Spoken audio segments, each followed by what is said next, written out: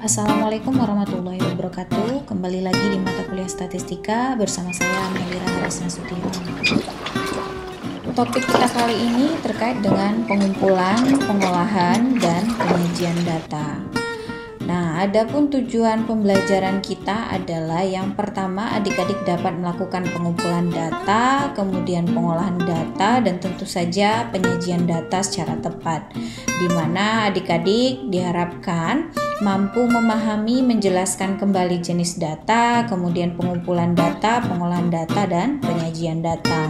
Dan juga adik-adik mampu melakukan pengumpulan data untuk data secondary data dan mengolah data secara sederhana serta menampilkan data tersebut. Nah, adik-adik terdapat beberapa jenis data. Yang pertama itu data bisa dikelompokkan menurut sifat. Yang pertama yaitu kuantitatif, bisa berdasarkan kualitatif, dan bisa juga dikelompokkan berdasarkan sumbernya, bisa diambil dari internal, bisa eksternal, dan bisa juga berdasarkan cara memperoleh, entah itu primer, entah itu data sekunder, kemudian bisa juga menurut waktu pengumpulan, entah itu data time series dan cross section. Nah, untuk jenis data ini nanti kita akan masuk setelah slide-slide berikut ini. Nah, kita akan mencoba mempelajari hal tersebut. Nah, masuk ke pengumpulan data. Jadi, data statistik yang diharapkan adalah data yang dapat dipercaya dan tentu saja tepat waktu, di mana pengumpulan data itu tentu saja harus mencakup seluruh unit yang menjadi objek penelitian serta sesuai dengan keadaan yang sebenarnya dan cara yang telah ditetapkan.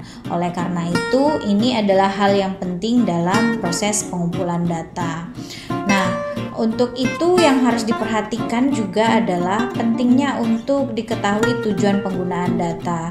Jadi kalau seandainya dari awal sudah diketahui tujuannya apa, adik-adik akan lebih mudah untuk melakukan pengumpulan data tersebut. Nah, pengumpulan data kita bisa masuk ke bagian-bagian data. Ada yang disebut dengan elemen. Elemen itu adalah unit terkecil dari objek penelitian. Kemudian kita juga ada yang disebut dengan karakteristik, yaitu sifat-sifat atau ciri-ciri atau hal-hal yang dimiliki oleh elemen atau semua keterangan mengenai si elemen tersebut.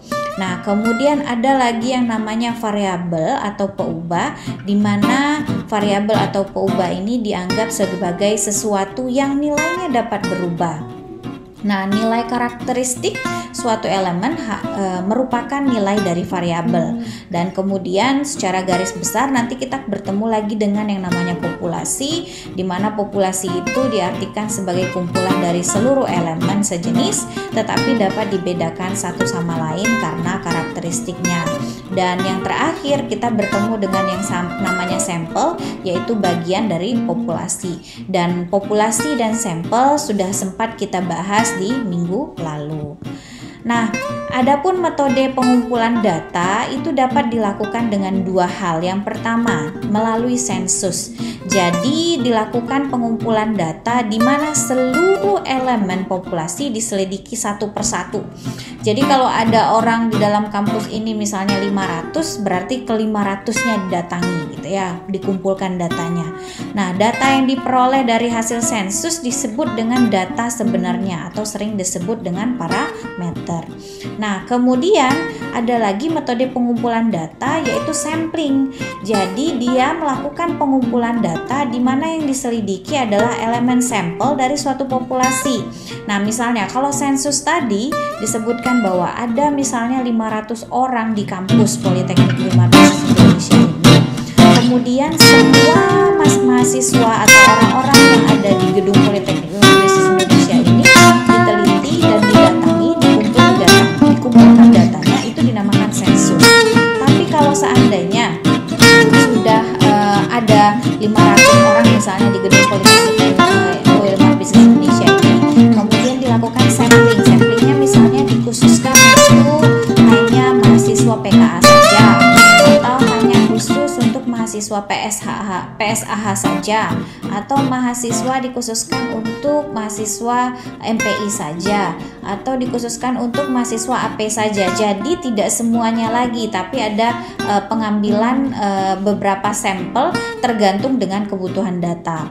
Oleh karena itu, cara pengambilan sampel itu bisa diartikan atau bisa dibagi menjadi dua. Yang pertama acak atau random, kemudian bukan acak atau non-random. Nah, sekarang kita masuk ke cara pengambilan sampel. Yang pertama itu cara acak. Jadi suatu cara pemilihan sejumlah elemen dari populasi untuk menjadi sampel di mana setiap elemennya itu mempunyai kesempatan yang sama. Jadi cara ini dianggap objektif dan sampling disebut probability sampling yang mempunyai probabilitas yang sama. Jadi kalau cara acak ini misalnya adik-adik memasukkan satu nama atau beberapa nama dalam satu bowl, dalam satu misalnya seperti arisan nih. Adik-adik memasukkan nama-nama satu kelas ke dalam satu bowl atau satu kotak, kemudian diaduk, kemudian diambil salah satu. Jadi siapa saja yang diambil itu bisa jadi nama yang berbeda karena tidak ditentukan dari awal. Jadi siapa yang ketarik itulah yang menjadi sampelnya, siapa yang ketarik itulah yang jadi sampelnya. Itu contoh cara acak. Kemudian ada lagi cara bukan acak. Jadi suatu cara pemilihan sejumlah elemen dari populasi untuk menjadi anggota sampel, namun setiap elemen tidak mempunyai kesempatan yang sama untuk dipilih. Jadi cara bukan acak ini lebih bersifat subjektif. Misalnya pengambilan sampelnya dikhususkan. Misalnya kalau tadi semuanya memiliki kesempatan, kalau sekarang sudah dari awal ditentukan misalnya kriterianya apa, sehingga sampel yang diambil tidak mungkin semuanya akan memiliki kesempatan yang sama untuk diambil. Nah, alat pengumpulan data yang pertama itu bisa dilakukan melalui daftar pertanyaan atau kuesioner. Kemudian adik-adik juga bisa melakukan wawancara atau juga bisa melakukan observasi atau pengamatan langsung, atau adik-adik juga bisa melalui pos, telepon atau alat komunikasi lainnya, dan ini biasanya dilakukan di luar negeri ya adik-adik, ini melalui pos dan telepon ini. Kalau di kita sampai sejauh ini meskipun teknologi kita sudah mulai berkembang, tapi untuk melalui pos dan telepon atau alat komunikasi sampai sejauh ini belum menjadi pilihan yang baik dalam kegiatan penelitian, kecuali untuk case-case penelitian tertentu. Kemudian yang terakhir adalah alat ukur seperti meteran, timbangan atau termometer. Nah, ini biasanya untuk yang eksak. Ini adalah alat pengumpulan data. Nah, untuk adik-adik ini alat pengumpulan data itu tergantung dengan tujuan penelitiannya. Nanti seperti apa itu akan sangat bergantung dengan tujuan penelitiannya adik-adik sekalian. Nah, sekarang kita membahas bagian yang terpenting dalam pengumpulan data itu adalah merancang kuesioner. Nah, kuesioner itu apa sih? Jadi kuesioner itu adalah satuan set pertanyaan yang tersusun secara sistematis dan standar sehingga pertanyaan yang sama dapat diajukan kepada setiap responden. Nah, kuesioner ini biasanya harus disusun ketika adik-adik akan melakukan pengumpulan data. Dan kuesioner ini sangat bergantung terhadap tujuan dari penelitian adik-adik sekalian. Nah, kemudian dua tujuan utama untuk membuat kuesioner yang baik. Yang pertama, agar memperoleh informasi data yang berhubungan dengan maksud dan tujuan penelitian. Kemudian yang kedua, tujuannya adalah mengumpulkan informasi dengan kecermatan dan ketelitian yang dapat dipertanggungjawabkan. Karena ini sangat tergantung dengan pertanyaan kuesioner. Kalau dari awal kuesionernya sudah clear dan sesuai dengan tujuan penelitian, maka data yang akan dikumpulkan insya Allah akan mendapat akan menyelesaikan atau menjawab penelitian, tujuan penelitian. Tapi kalau seandainya dari awal itu tidak clear adik-adik, itu nanti akan menjadi PR tertentu. Bisa jadi nanti adik-adik harus turun ke lapangan lagi. Oleh karena itu, sebelum turun ke lapangan, pastikan dulu tujuan utama untuk membuat kuesioner yang baik ini benar-benar adik-adik penuhi. Nah, kemudian ada jenis pertanyaan dalam kuesioner. bisa itu pertanyaan yang terbuka. Jadi pertanyaan yang terbuka ini memungkinkan responden memberikan jawaban yang dikehendaki. Misalnya adik-adik bertanya, menurut Bapak dan Ibu, apakah saat ini pariwisata kita mengalami kemunduran? Nah, itu nanti akan ada titik-titik. Kalau kita pertanyaannya menurut Bapak dan Ibu, pasti akan menjawab, orang yang akan kita tanya akan menjawab sesuai dengan pendapat dia. Tapi kalau seandainya jenisnya pertanyaan tertutup, itu membatasi jawaban responden dengan keharusan memilih jawaban yang tersedia. Misalnya, apakah menurut Bapak hal ini menguntungkan atau tidak? A menguntungkan, B tidak menguntungkan, C cukup menguntungkan. Misalnya seperti itu, gitu. Itu pertanyaan tertutup. Nah, kemudian dalam pengolahan data ada beberapa hal yang akan dilakukan. Yang pertama itu ketika data terkumpul, itu akan menghasilkan sebuah data mentah atau raw data yang menunjukkan hasil pencatatan peristiwa atau karakteristik elemen yang dilakukan pada tahap pengumpulan data. Nah, data mentah tersebut, adik-adik sekalian, data mentah ini kemudian diolah, data tersebut diolah, di mana dia diproses untuk memperoleh data atau angka ringkasan berdasarkan data mentah. Jadi data inilah nanti yang akan ditampilkan setelah diolah. Jadi di sini disebutkan data statistik, dia bisa misalnya angka-angka ringkasan dari hasil pengolahan berdasarkan data mentah. Ini kalau seandainya datanya diambil dari data statistik. Nah, ini kan udah sampai nih di pengolahan data, kita melakukan pengolahan data. Nah, metode pengolahan data itu bisa dilakukan dengan apa? Yang pertama bisa dilakukan secara manual, ya hitung satu-satu gitu.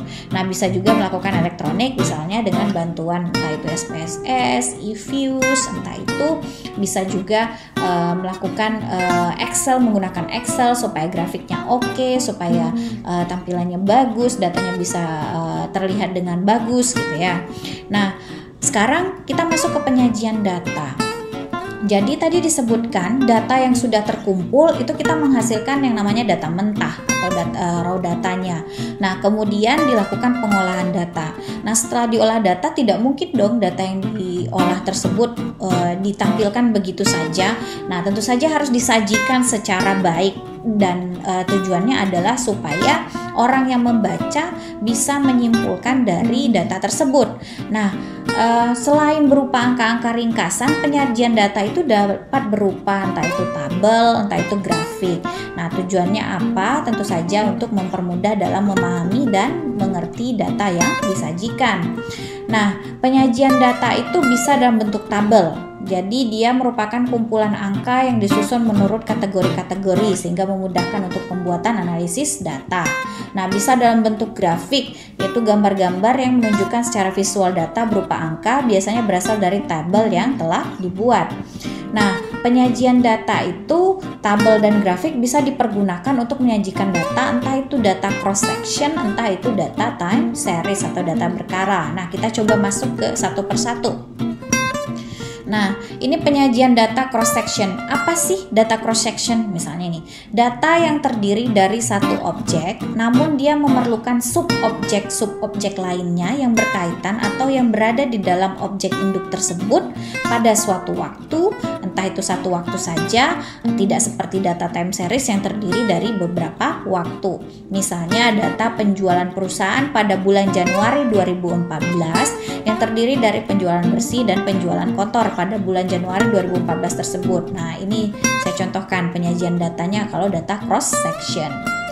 Nah, adik-adik bisa lihat sendiri ya cross section seperti ini. Jadi ada beberapa jenis permukaan, status pemerintahan, jumlah persentase. Ini kebetulan adalah data panjang jalan menurut status pemerintahan yang berwenang berdasarkan jenis permukaan di Kabupaten 50 Kota Sumatera Barat. Nah, sekarang kita masuk ke penyajian data untuk time series data. Nah, data time series ini adalah data yang terdiri dari satu objek namun terdiri dari beberapa waktu periode, entah itu harian, entah itu bulanan, entah itu triwulanan atau tahunan. Misalnya di sini data pertumbuhan PDB dari tahun 2019 sampai 2013. Nah, untuk contohnya saya ambil contoh lain bukan dari pertumbuhan PDB. Nah, ini dia penyajian datanya. Dan bentuk tabelnya perkembangan ekspor gambir Indonesia untuk dunia. Misalnya dari tahun 2001 sampai 2016 berdasarkan kuantitas dan nilainya. Nah, ini contoh penyajian data time series dan tadi adalah contoh penyajian data cross section. Nah, ada yang namanya bentuk tabel. Tabel itu ada yang disebut dengan tabel satu arah, misalnya pendidikan dan masa kerja, merek, harga, dan jenis. Ada yang namanya tabel dua arah, pendidikan dan masa kerja, umur dan merek misalnya. Atau tabel tiga arah, yaitu masa kerja, umur dan goal, atau umur, merek, dan jenis. Nah, ini bagian-bagian dari tabel. Nah, ini contohnya yang bagian dari tahun, itu bagian paling atas itu kepala, kemudian leher yang tahunnya, kemudian badan isinya kaki dan itu jumlahnya itu adalah ini ya, ini kaki, bagian kaki, ini badannya, ini lehernya dan kepala. Nah, untuk tabel satu arah seperti yang saya sebutkan tadi di depan nih, misalnya tabel ya satu arah ada atau satu karakter aja, ada jenisnya, kemudian ada banyaknya.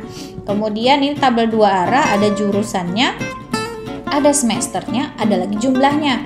Karena di sini ekonomi ada lagi jumlah ke sini, ke samping kanan, kemudian ada lagi jumlah ke bawah. Nah, kemudian tabel tiga arah ini lebih complicated. Jadi ada umur, jumlahnya ke samping, ke bawah juga ada, dan ini beberapa jenis juga gitu ya. Nah, ini adalah jenis-jenis tabel. Nah, kemudian ada bentuk grafik. Yang pertama itu grafik garis, kemudian grafik batangan, ada grafik lingkaran, grafik peta, dan grafik gambar. Nah, kita masuk satu-satu ya. Nah, ini contoh grafik garis tunggal. Nah, ini contoh grafik garis berganda. Kemudian ini contoh untuk grafik garis komponen berganda, dan ini contoh untuk grafik garis persentase komponen berganda. Dan ini grafik garis berimbang neto, adik-adik bisa lihat di hadapan adik-adik, ini contohnya. Dan kemudian ini grafik garis berimbang neto juga, bentuknya lain ya, ini yang seperti ini. Nah, ini yang sebelahnya lagi itu grafik batangan tunggal, karena dia hanya satu fokusnya hasil penjualan. Kemudian yang ini grafik batangan berganda, adik-adik bisa lihat ada jenisnya 3, televisi, radio, kulkas gitu ya. Nah, ini juga untuk berganda, dia bisa bentuknya ke atas, bisa bentuknya ke samping. Nah, kemudian ini grafik batangan komponen berganda, ini jenisnya lain lagi. Kalau tadi ke atas yang ini ke samping, ini ke atas gitu ya, ke bawah. Nah, ini lain lagi nih. Ini dalam satu tabel itu ada beberapa warna, yaitu impor dan ekspornya. Nah, ini juga begitu nih, ada 3 warna sama, grafik batangan komponen berganda. Nah, kemudian ini grafik batangan berimbang neto, yang tadi dalam bentuk gambar dia bikin sekarang batangannya. Nah, yang ini grafik lingkaran tunggal. Nah, ini juga ada nih seperti ini nih grafik. Tergantung adik-adik nanti mau seperti apa grafiknya, dan tentu saja tujuannya adalah untuk memberikan informasi.